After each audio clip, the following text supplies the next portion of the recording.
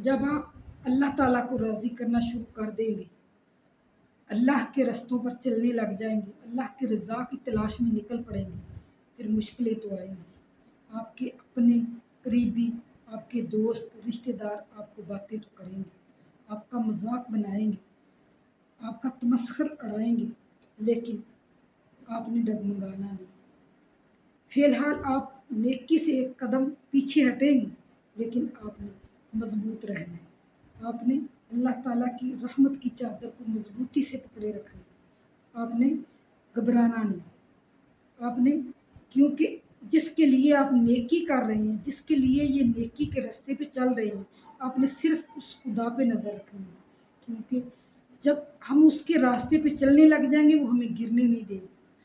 ہم نے جس کی دامن کو پکڑا ہے، جس کی رحمت کی چادر کو پکڑا ہے، وہ ہمیں گرنے نہیں دیں گے، وہ ہمیں رسوا نہیں ہونے دیں گے۔ اس لیے آپ نے مضبوط رہنا۔